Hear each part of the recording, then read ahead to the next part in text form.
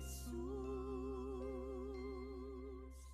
O kay sarap isipin na ang Diyos ay may layunin. Sa bawat suliraning nararanasan ko, di man maunawaan paraan niya kalooban. Kay Jesus pa rin ang pagtitiwala ko. Ang puso ko'y panatag sa biyaya niya't kalinga. Kay Jesus pa rin. Kay Jesus pa rin. Kay Jesus pa rin. Ang pagtitiwala ko.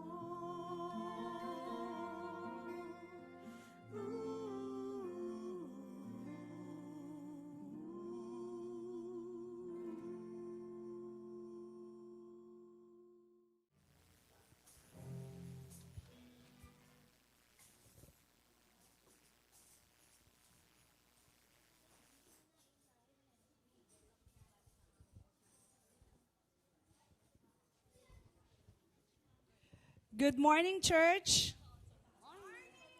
Okay. Baka po yung iba hindi ako narinig. Good morning, church! Yan. Purihin natin ang Panginoon sa araw na to. Bilang mga Kristiyano, alam naman po natin kung sino ang ating Creator. Ano po? Sino ang lumikha sa atin? Ano po? Alam po natin yon. Amen po ba? Amen. Nagtanong pa ako, no? So bilang mga Kristiyano, we should thank and praise His name on high. We praise Him for His unending mercy. We praise Him for His mighty deeds. We praise Him for the salvation of man. That's why it is a must. Kumbaga, it's our responsibility to lift Jesus, the name of Jesus, higher, to declare His goodness and greatness to others. So join us as we lift the name of Jesus on high.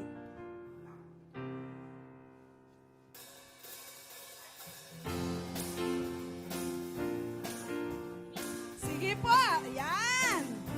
Ready magpuri sa ating Panginoon.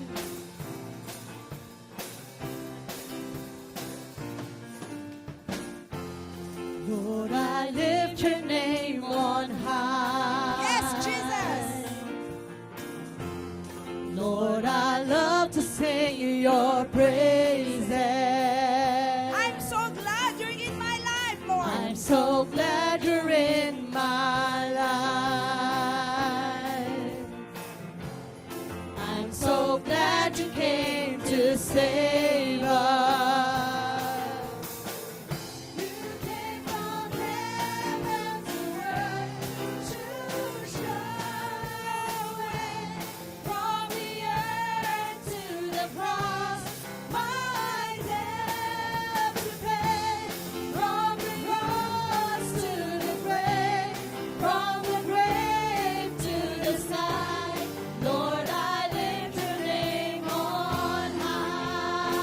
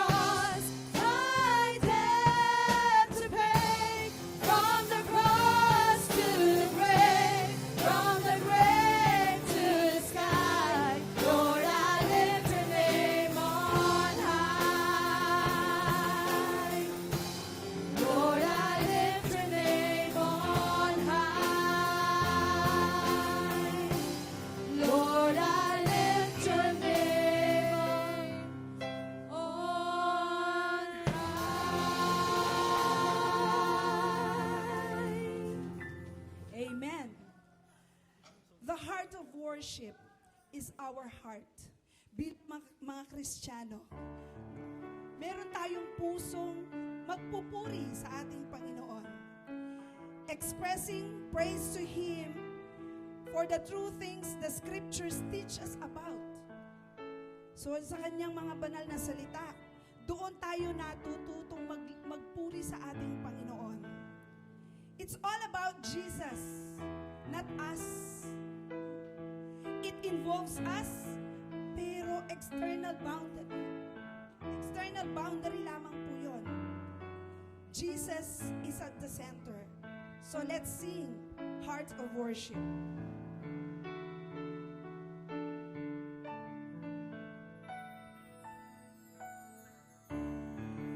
When the music fades, all is stripped away, and I simply come,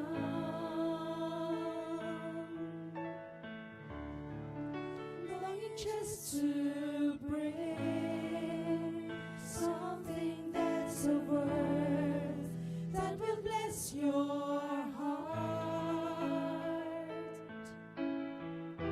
I'll bring you more than a song, for a song in itself is not what you have required. You search much deeper within, through the ways things appear. You're looking into my heart. I'm coming back to the heart of worship, and it's all about you. It's all about you, Jesus. I'm sorry, Lord, for the things I've made it. When it's all about you, it's all about you, Jesus.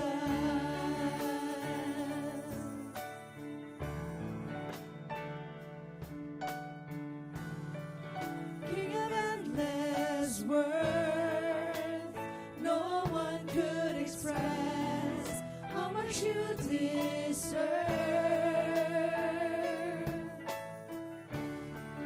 Though I'm weak and poor, all I have is yours, every single breath.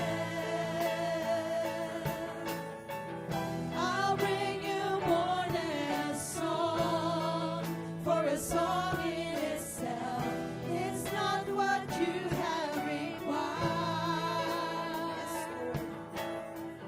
You search much deeper within, through the way things appear.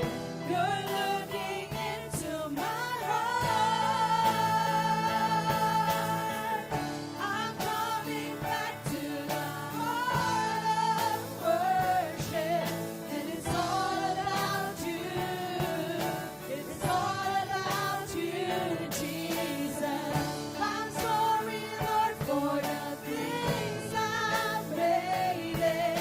When it's all about you, it's all about you, Jesus. I'm coming back to the heart of worship. When it's all about you, it's all about you, Jesus. I'm sorry, Lord, for the things I've made it. When it's all about you, it's all about you, Jesus. You're looking into my heart. You're looking into my heart. It's all about you, Jesus. You're looking into my heart, looking into my heart.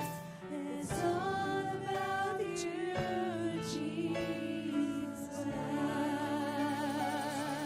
Salamat aming Panginoong Jesus.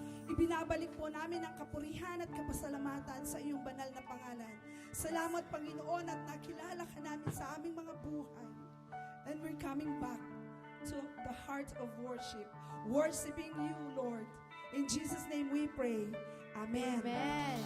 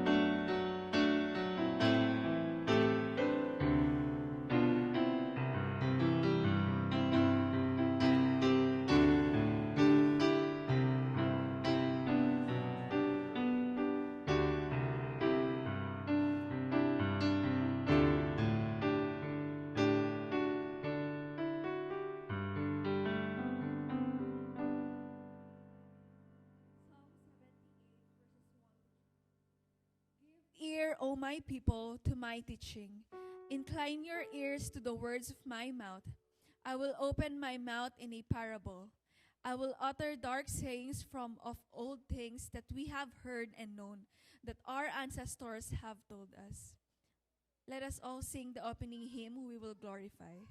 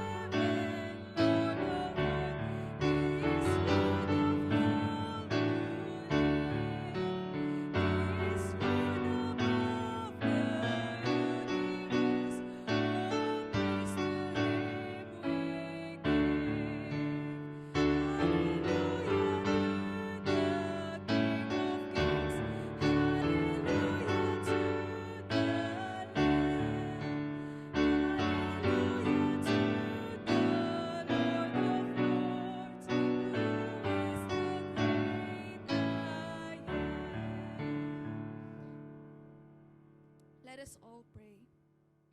Lord, truly we will glorify your name and we will lift your name on high. For truly, Lord, you are so good to us. We thank you, Lord, for each day that you have given us. We thank you for this wonderful morning that you have waken us up, for the renewed strength that you have given us. And Lord, as we worship you here in our church, may your presence be with us. Fill us with your holy presence, that may you open our eyes, open our ears, and open our heart as we hear your word today.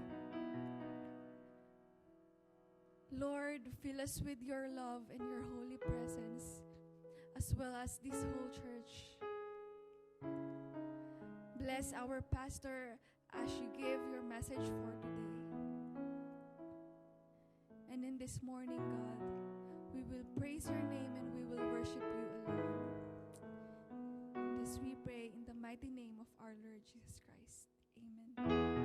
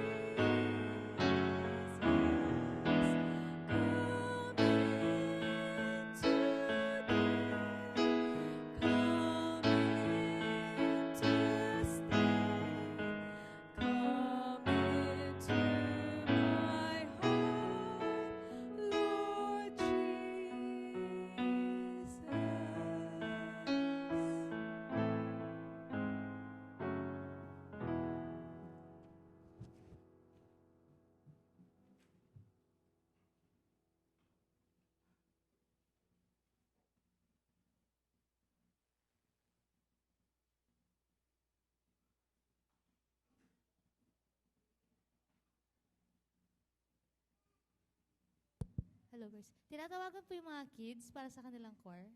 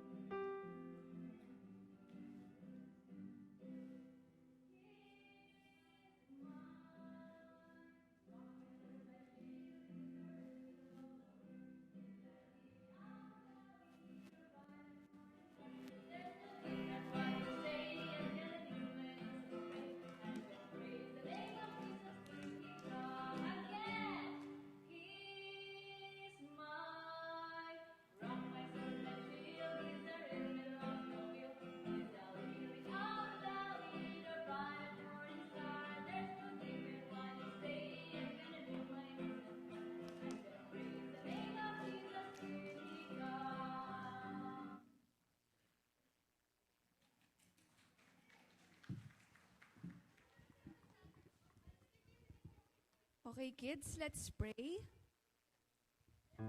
Close your eyes and bow your heads. Lord, marami pong salamat sa buhay ng mga batang naririto. We pray that you continue to bless them, that they may continue to grow in your kingdom with your love and in your favor. Lord, we also pray for their families. Bless their parents and their guardians.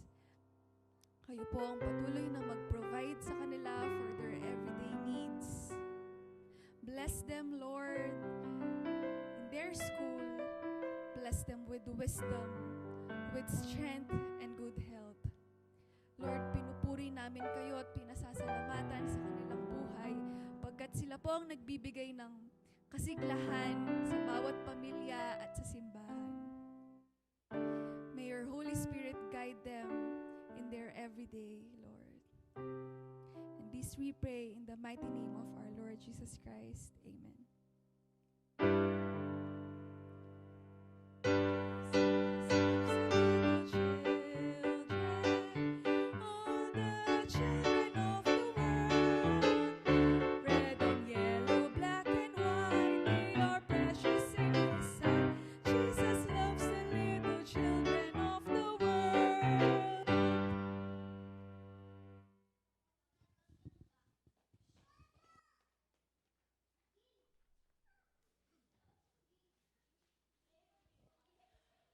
Magandang umaga po sa inyong lahat.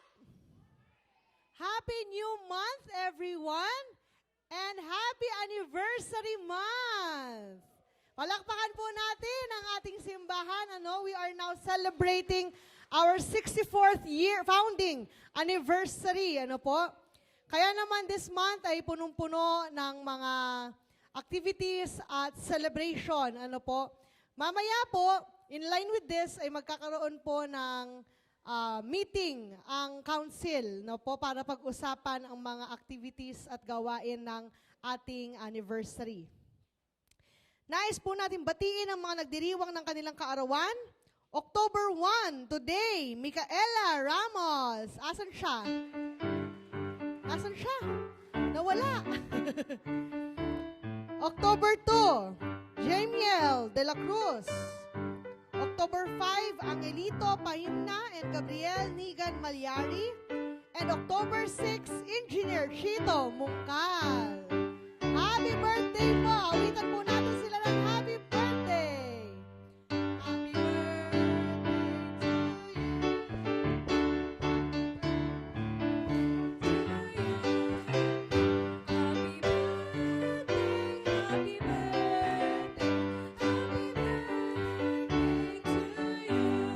Happy birthday po ay naririto, maaari po pumunta sa harapan. Ayan. Solo flight. Sige po, let us pray. Panginoong Diyos, maraming salamat po sa bagong buhay na ipinagkaloob mo sa aming mga kapatid na nagdiriwang ng kanilang kaarawan sa linggong ito. Nawa, Panginoon, lalo pa nilang maranasan ang iyong pagpapala at grasya sa kanilang buhay.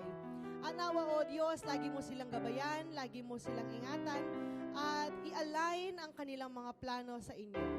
Ganon din proteksyonan mo ang kanilang puso't isipan at hawakan mo ang kanilang kaluluwa upang ang bawat kilos nila, ang bawat gagawin, ang bawat sasabihin ay magbigay ng kapurihan sa iyong pangalan.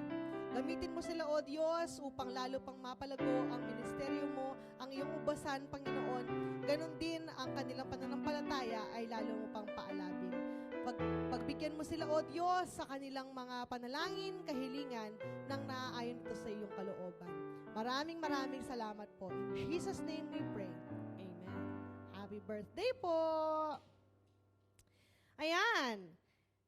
Ilan lang pong mga announcement, kahapon naganap ang Sunday School Convention sa Risen Lord UMC. Ang Sunday School Convention po ang isa sa pinakamalaking activities o gawain ng ating distrito, At ito'y pinaghahandaan ng mga churches. Meron po tayong total of 17 local churches kahapon at of all 17 churches, tayo po ay nakakuha ng 4th place. Pinapalakpakan po yon. Gusto niyo po ba malaman anong difference natin sa 3rd place? 1 point lang po. Konting-konti na lang, Pero, ganun pa man, nag-enjoy po ang lahat ng ating mga participants at totoo nga namang makikip natin ang mga naaral at natutunan natin sa kabuuan ng experience na ito,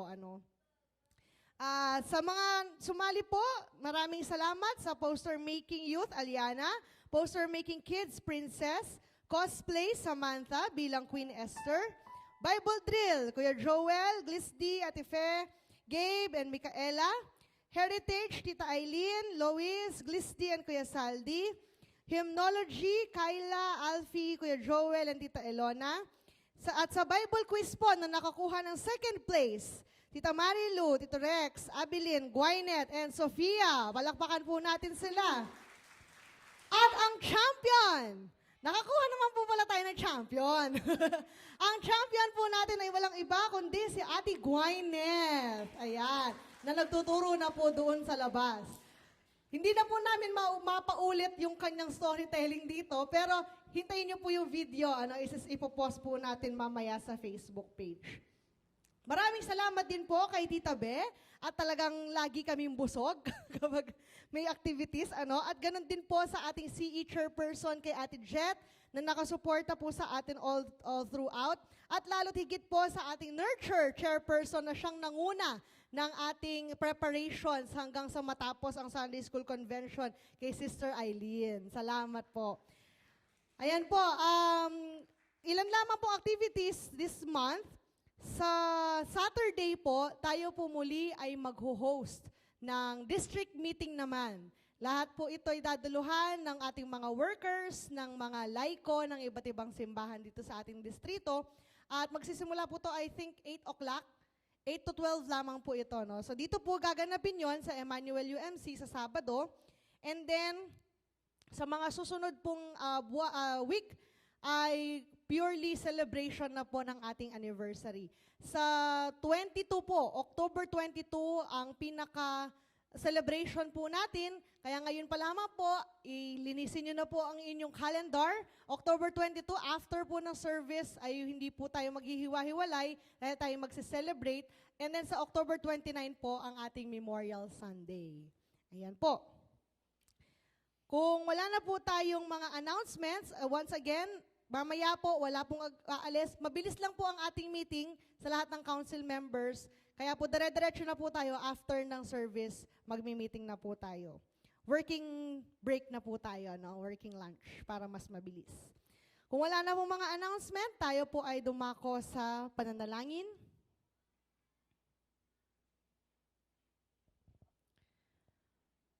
Panginoong Diyos, tunay nga napakidakila mo sa aming buhay. At patuloy namin nakikita ang kabutihan mo, O Diyos, ang iyong pagpapala at biyaya sa amin.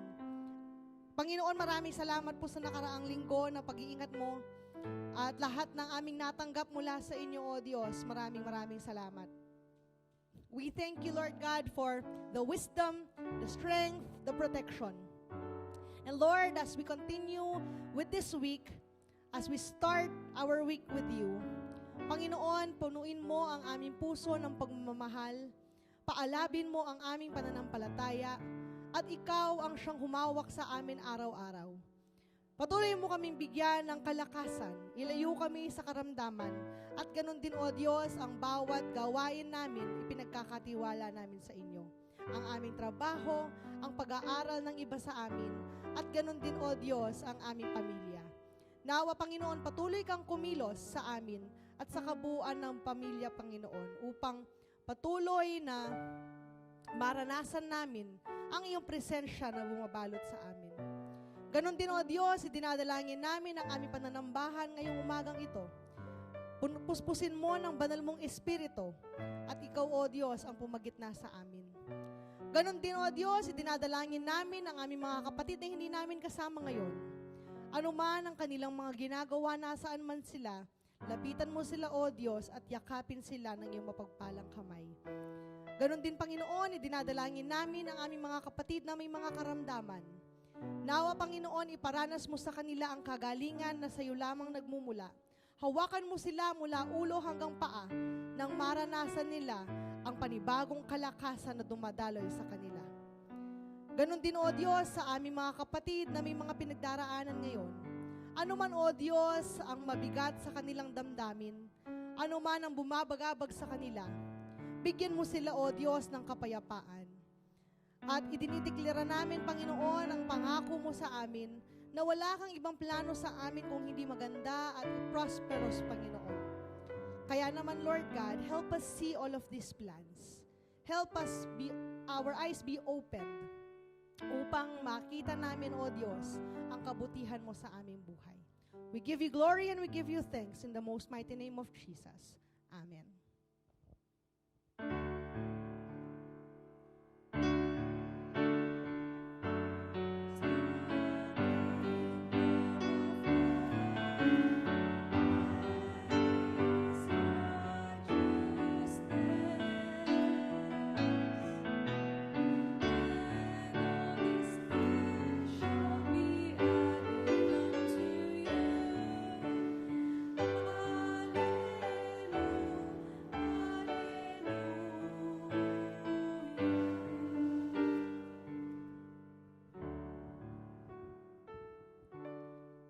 Leviticus chapter 27, verse 30. A tithe of everything from the land, whether grain from the soil or fruit from the trees, belongs to the Lord. It is holy to the Lord. Let us give our offering to the Lord.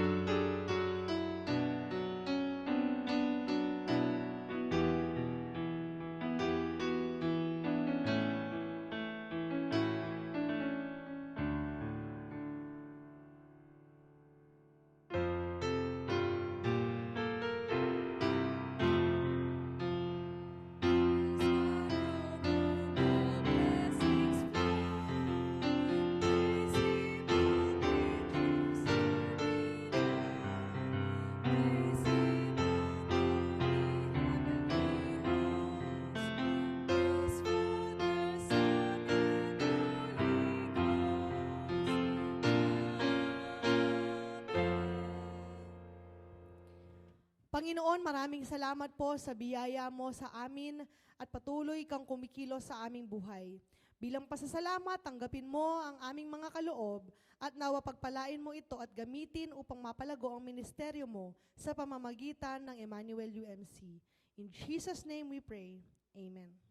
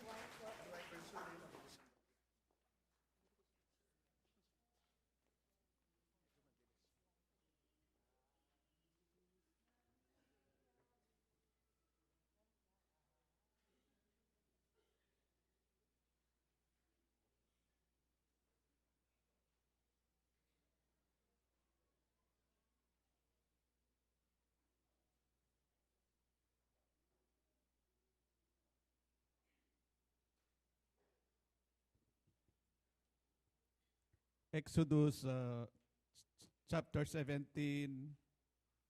verse Exodus chapter 17 verse 1 to 7. Mula sa deserto ng Sin, naglakbay ang mga Israelita. Sila'y umihinto at nagpapatuloy kapag sinabi ni Yahweh. Sila'y nagkampo sa Rephidim, ngunit walang tubig doon. Kaya nagalit sila kay Moses. Sinabi nila, bigyan mo kami ng tubig na maiinom. Bakit kayo nagagalit? Bakit ninyo sinusubukan ang kakayahan ni Yahweh? Tanong ni Moises. Ngunit talagang huwaw na ang mga Israelita, kaya sinumbatan nila si Moises. Inilabas mo ba kami sa Ehipto para patayin sa huwaw, pati ang mga anak namin at mga alagang hayop? Kaya humingi ng tulong si Moses kay Yahweh. Ano ang gagawin ko sa mga taong ito? Gusto nila akong batuhin. Sumagot si Yahweh, magsama ka ng ilang pinuno ng Israel at mauna kayo sa mga Israelita. Dalin mo ang mga iyong tungkod na inihampas mo sa ilog. Nilo at lumakad na kayo. Hintayin ko kayo sa ibabaw ng malaking bato sa Sinai. Ampasin mo ito at bubukal ang tubig na mainom ng mga tao. Yun ang ginawa ni Moises at ito'y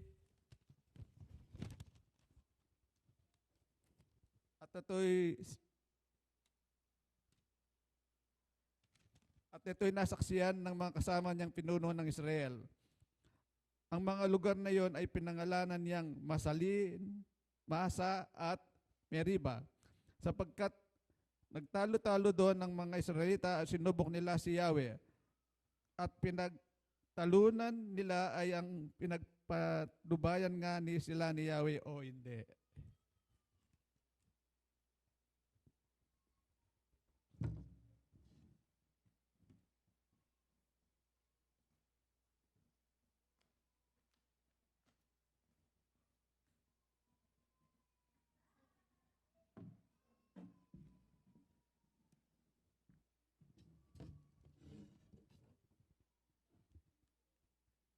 Philippians chapter 2 verse 1 to 13.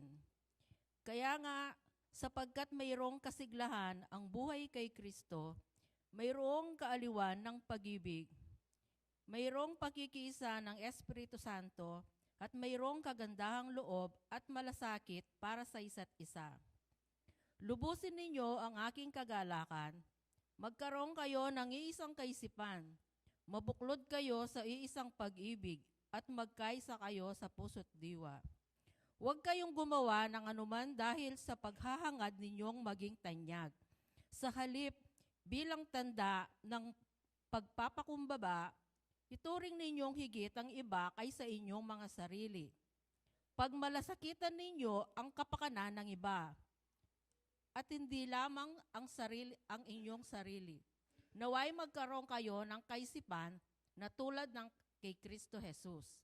Kahit siya'y likas at tunay na Diyos, hindi niya ipinagpipilitang manatiling kapantay ng Diyos. Sa halip, kusa niyang hinubad ang pagiging kapantay ng Diyos at naging katulad ng isang alipin. Ipinanganak siyang tulad ng mga karaniwang tao. At nang si Kristo'y maging tao, nagpakumbaba siya at naging masunurin hanggang kamatayan. Maging ito man ay kamatayan sa krus. At dahil dito, siya'y lubusang itinaas ng Diyos at ibinigay sa kanya ang pangalan higit sa lahat ng pangalan. Sa ngayon, sa pangalan ni Jesus, ay luluhod at magpupuri ang lahat ng nasa langit, nasa lupa at nasa ilalim ng lupa. At para sa ikaluluwalhati ng Diyos Ama, ang lahat ng magpapahayag na si Hesukristo ang Panginoon. Kaya nga, mga minamahal, tulad ng inyong buong pusong pagsunod, noong ako'y kasama pa ninyo, lalo kayong maging masunurin ngayon, ako'y malayo sa inyo.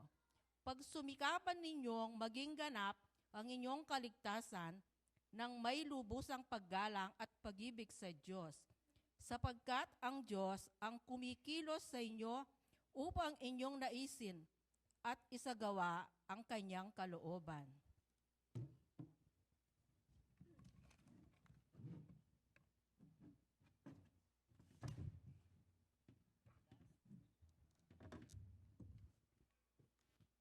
Let us all stand for the gospel reading.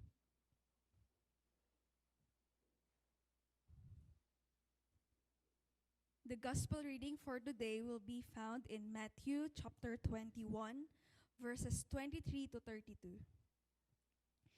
The authority of Jesus questioned. Jesus entered the temple courts, and while he was teaching, the chief priests and the elder of the people came to him. "By what authority are you doing these things?" they asked. "And who gave you this authority?" Jesus replied, "I will also ask you one question. If you answer me, I will tell you by what authority I am doing these things. John's baptism, where did it come from? Was it from heaven or of human origin?" They discussed it among themselves and said, "If we say from heaven," he will ask, "then why didn't you believe him? But if we say of human origin, we are afraid of the people, for they all hold that John was a prophet." So they answered Jesus, "We don't know." Then he said, "Neither will I tell you by what authority I am doing these things." The parable of the two sons. What do you think? What do you think? There was a man who had two sons. He went to the first and said, "Son, go and work today in the vineyard." "I will not," he answered. But later he changed his mind and went. Then the father went to the other son and said the same thing. He answered, "I will, sir." But he did not go. Which of the two did what his father wanted? "The first," they answered. Jesus said to them, "Truly, I tell you, the tax collectors and the prostitutes are entering the kingdom of God ahead of you. For John came to you to show you the way of righteousness, and you did not believe him. But the tax collectors and prostitutes did. And even after you saw this, you did not repent and believe him." The word of God for his people.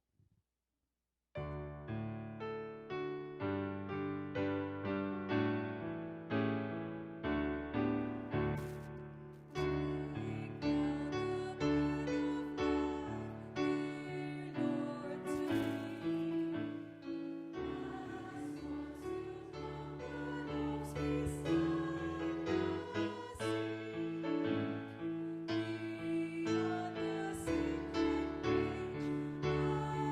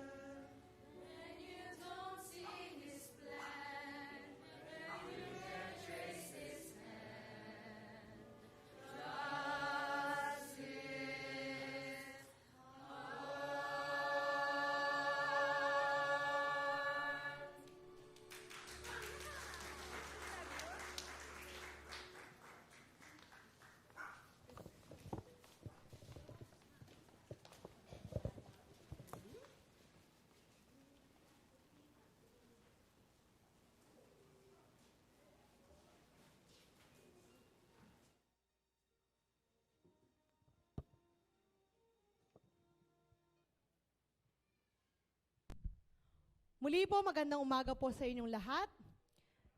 Simula po next week, bilang celebration po, ay magkakaroon po tayo ng iisang choir. Kasi medyo challenging po, no? Yung mga kanta natin this next months, next weeks.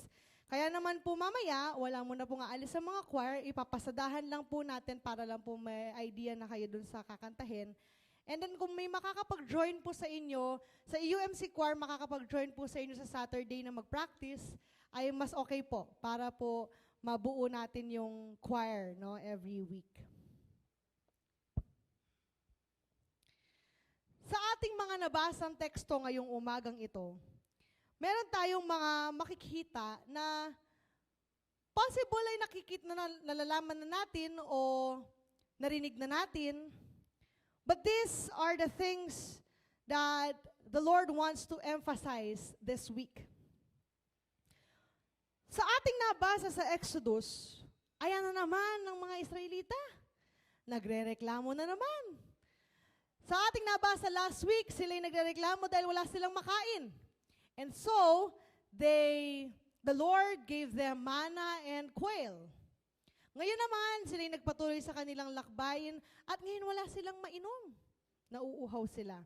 Once again, they complained and once again, they told Moses that sana iniwan mo na lang kami sa Ehipto. At least doon may naiinom kami. No, parang they rather choose the difficulty and hardship of slavery than walk in the wilderness without no food or no water. And so Moses asked the Lord what he wants him to do. Very clear ang instruction ng ating Panginoon kay Moses, no? Parang ang ganda yatang mamuhay na ang bawat araw natin, kapag nag-complain or nagsalita tayo sa Diyos, meron siyang malinaw na kasagutan. Dahil gano'n ang ginawa niya kay Moses. Ang sabi niya, magtawag ka ng mga elders sa church to witness. Kunin mo yung iyong staff at ihampas ito sa bato. Ang paghampas niya sa bato, lumabas ang tubig. At yun ang nainom ng mga tao. Pero the thing here, noong nakainom na ang mga tao, ang sinabi ba ng Diyos, huwag mong painumin yung mga mareklamo. Yung mga matigas ang ulo, yung mga pasaway, yung mga nagdududa sa akin, huwag mong painumin yan. Sinabi ba yun ng Diyos? Wala yun sa instruction. So number one that we can see here is inclusion. Regardless of what they are telling about the Lord, regardless of their doubt, everyone received the blessing. Ganon din sa ating simbahan. We as Christians, we are not perfect. We may sin, we may doubt the Lord, we sometimes question His plans for us. But that won't make Him stop loving us. Akala natin makakatakas tayo sa Diyos dahil nagrereklamo tayo? No. The more that He wants to be with you, the more na yung kanyang guidance and protection, hahabulin ka. Kasi lumalayo ka eh. Kaya naman, sayang lang sa effort yung pagrereklamo at yung pang-question at yung pagtalikod sa Diyos. Kasi, whether you like it or not, the Lord will still hold on to you. Huwag ka nang kumalas. Ganon din kapag may instruction sa atin ng Diyos. Don't doubt Him. It will only take so much of your energy and effort. Yung dapat na ibinabahagi mo na sa paglilingkod sa Diyos, inuubos mo pa yung oras mo, kakareklamo, huwag ka nang magreklamo mga kapatid. Tignan mo na lang kung paano ka binless ng ating Panginoon. Dahil anyone can receive the blessing of the Lord. Ganon din sa ating mga kapatid. If we can see that they are not the same wavelength as us, or they do not have the same faith as us, they also deserve the blessing of the Lord. Dahil lahat tayo, anak ng Diyos. So all drank. And once again, we go back to the gospel. Sa pagkamatay ng Panginoong Jesus, all are saved. Walang pinili. Kaya naman, kung minsan inuutusan ka ng Diyos, o anak, magsalita ka dyan sa kapatid mo. Sharean mo ng gospel. Kailangan ko siya na tumanggap sa akin. Tapos magrereklamo tayo, Lord, wag na. Pasaway naman yan, hindi naman makikinig sa akin yan. They need to hear the good news. Don't doubt the instruction of the Lord. For some of you here, you may feel that calling from the Lord to share His salvation to others. And yet you doubt. And yet there is a tiny part of you na, Lord, wag na lang. Kasi di naman sila makikinig. Don't think about that. The Lord is telling you right now that everyone should hear the message of salvation. Everyone should drink from the fountain of life. And everyone should be saved. Walang pinipili, kahit yung mga pasaway at nagrereklamo. And so, what can we see here is that it is important to obey the Lord. Hindi lang siya inclusive kung hindi dapat may obedience. Doon sa sinasabi ng ating Panginoon, mula doon sa pagkalaya nila sa Ehipto, may malinaw na mga instruction ng Diyos. And yet, there's complaints. Ano ang sabi ng mga sundalo? Anong ruling nila? Obey first before you complain. Dapat lahat ng Kristiyano ganyan.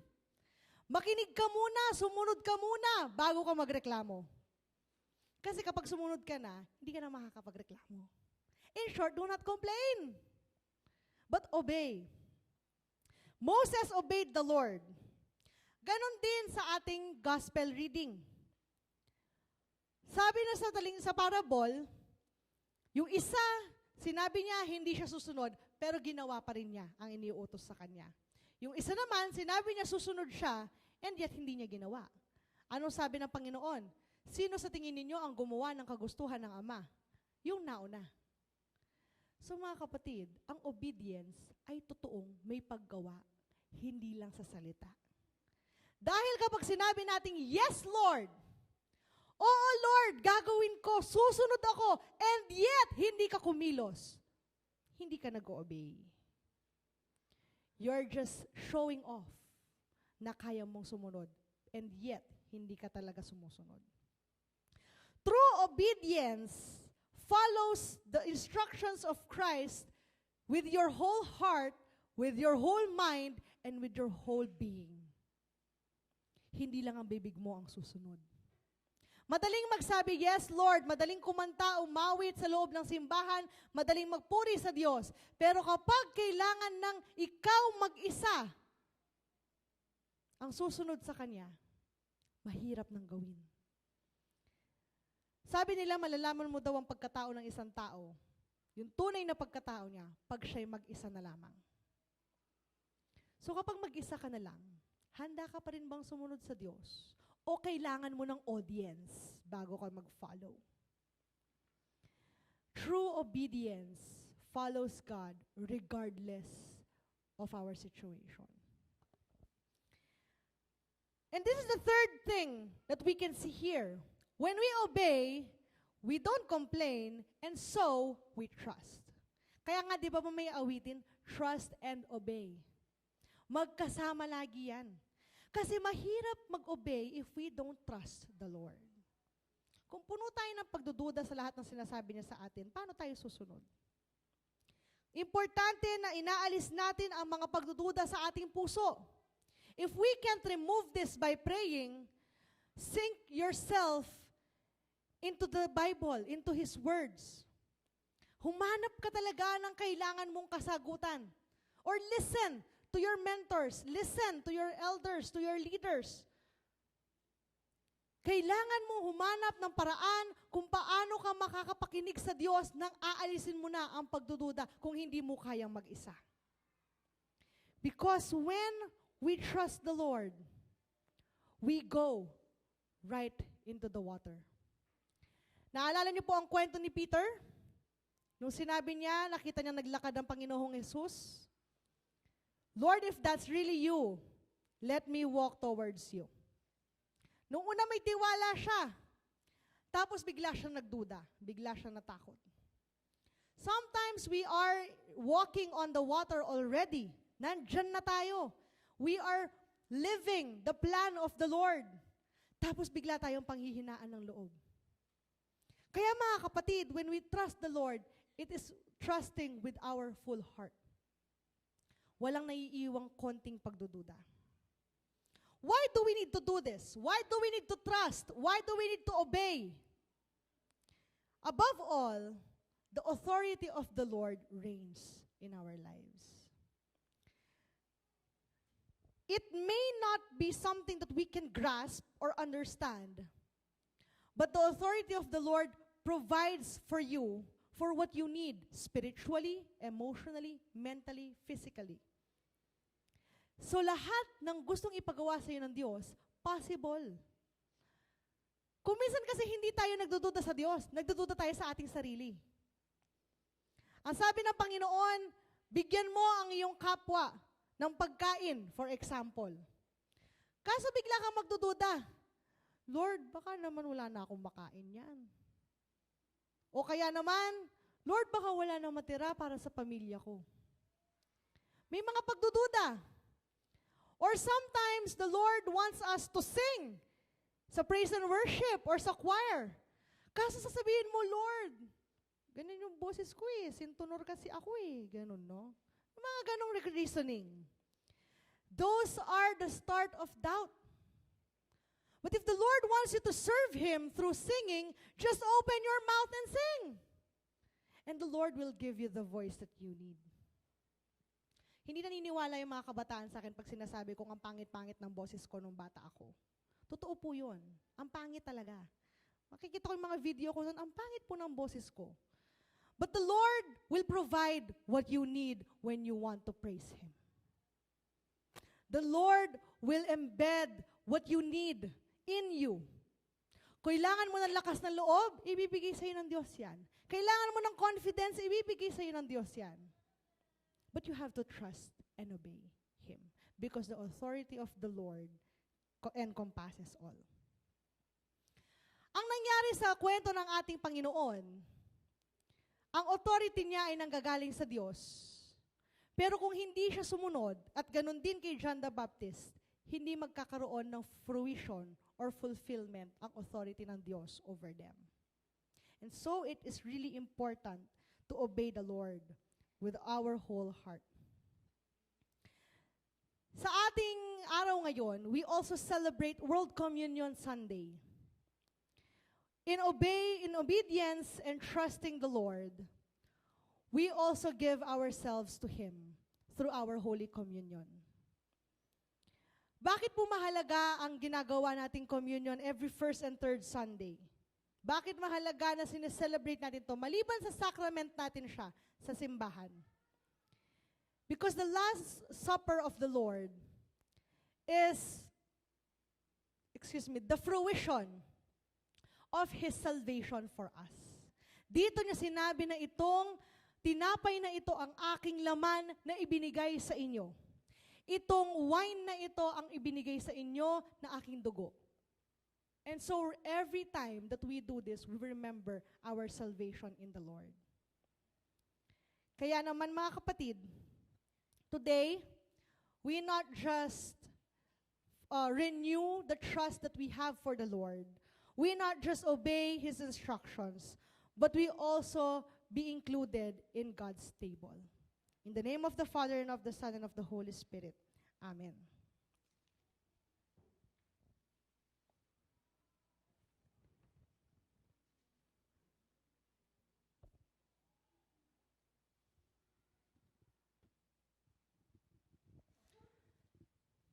The Lord be with you. No, so with you. Lift up your hearts. We lift them up to the Lord. Let us give thanks to the Lord our God. It is right to give our thanks and praise. It is right that we should always and everywhere give thanks to you, Father Almighty, Creator of heaven and earth, through Jesus Christ our Lord, who rose victorious from the dead and comforts us with the blessed hope of everlasting life. And so with your people on earth and all the company of heaven, we praise your name and join their unending hymn. Holy, holy, holy Lord, God of hosts, Heaven and earth are full of your glory. Hosanna in the highest. Blessed is he who comes in the name of the Lord. Hosanna in the highest. Holy are you, and blessed is your Son, Jesus Christ, by the baptism of his suffering, death, and resurrection. You gave birth to your church, delivered us from slavery to sin and death, and made with us a new covenant by water and the Spirit. When the Lord Jesus ascended, he promised to be with us always in the power of your word and Holy Spirit. On the night in which he gave himself up for us, he took the bread, gave thanks to you, gave it to his disciples, and said, "Take, eat. This is my body which is given for you. Do this in remembrance of me." When the supper was over, he took the cup, gave thanks to you, gave it to his disciples, and said, "Drink from this, all of you. This is my blood of the new covenant poured out for you for the forgiveness of sins. Do this as often as you drink it in remembrance of me." And so, in remembrance of these, your mighty acts in Jesus Christ, we offer ourselves in praise and thanksgiving as a holy and living sacrifice in union with Christ's offering for us as we proclaim the mystery of faith. Christ has died, Christ is risen, Christ will come again. Let us sing the Lord's Prayer.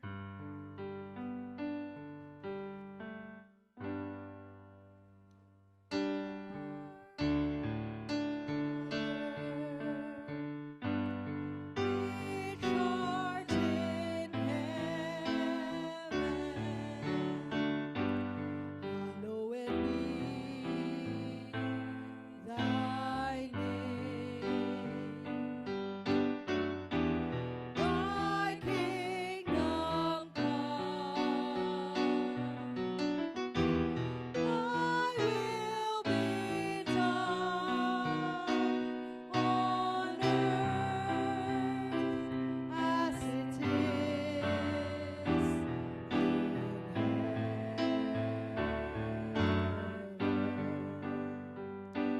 Give us this day our daily bread, and forgive us our debts as we forgive our debtors.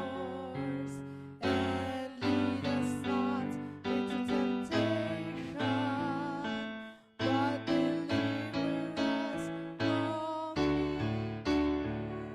For thine is the kingdom and the power and the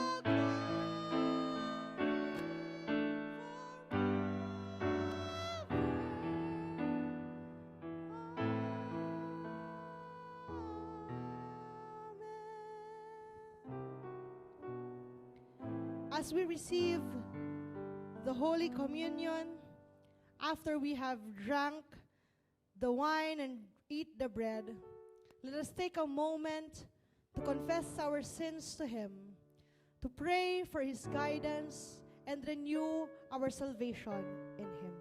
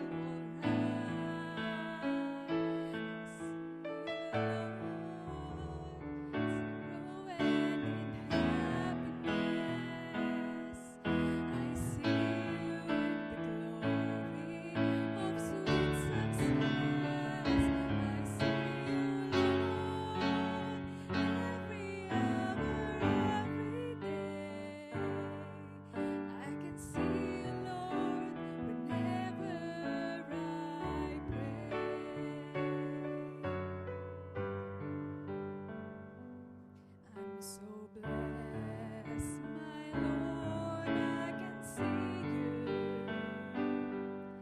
The smile of a baby, sweet and true. I can see you in the eyes of my very best friends. I see you in this bed, just like a love that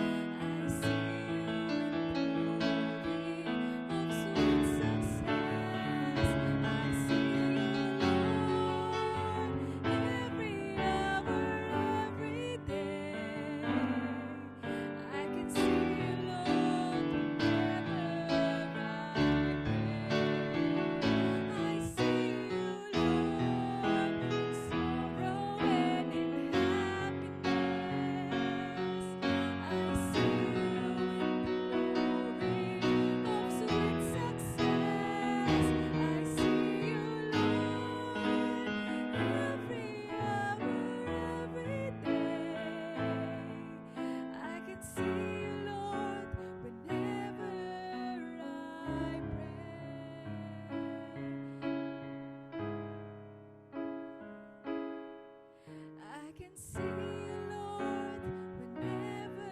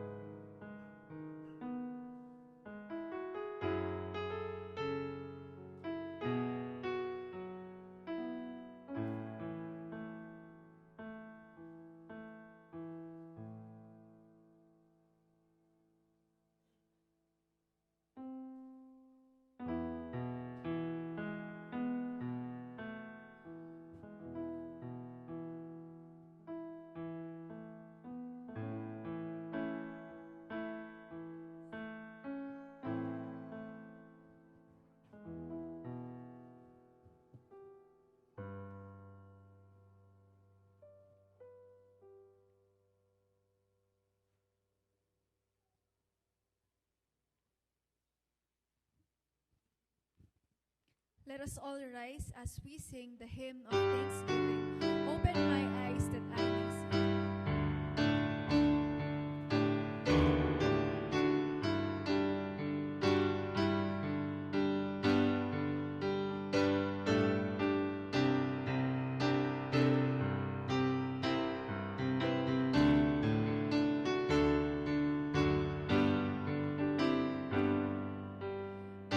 Open my eyes that I may see.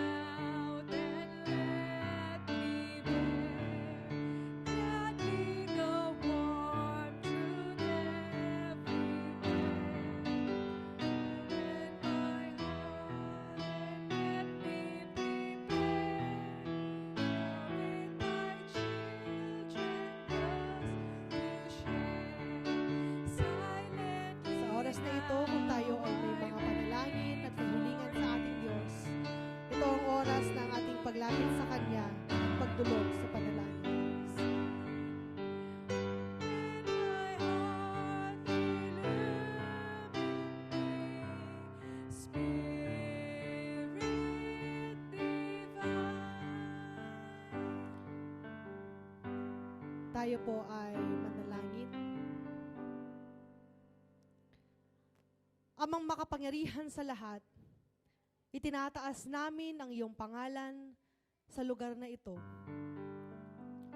Salamat, O Diyos, sa mabuting balita na ibinigay mo sa amin. Lord, with all of this that we heard, help us to trust fully in you. Turuan mo kami, O Diyos, na magtiwala sa inyo. Alisin ang pagdududa sa aming isip, ang panlilinlang ng kalaban sa amin, na ang Diyos ay mahina. Alisin mo ito, O Diyos. Remove the work of the evil. We resist, Lord God, all of this thinking. Tanging ikaw lamang, O Diyos, ang aming pinagkakatiwalaan. And so, give us a heart that is ready to obey you. Handang magtiwala sa iyong mga salita at gumawa ng iyong mga instructions. Give us the heart willing to obey, and give us the mind that is willing to listen. Lord God, ano man, O Diyos, ang idinadalangin ng iyong mga anak na naririto ngayon sa harapan, dinggin mo ang mga ito. Bigyan mo sila ng kasagutan. And Lord, hear their prayers. Pakinggan mo sila, O Diyos, at ang binubulong ng kanilang puso. At nawa, O Diyos, makatanggap sila ng kasagutan mula sa inyo. Lord, bless us for the rest of this week. May you be glorified in our midst, in all of that we do. May you be raised up over and over again in our lives. Na hindi kami ang makita ng mga tao kung hindi ikaw, O Diyos. And Lord, as we celebrate the 64 years of your faithfulness in this church, let us once again renew our faith in you. As we remember your sacrifice on the cross, let us remember our salvation. And Lord, once again, we give you back our life. And we sacrifice all of the control that we need. But we trust in your gracious hands to guide us every step of the way. Thank you, Lord God.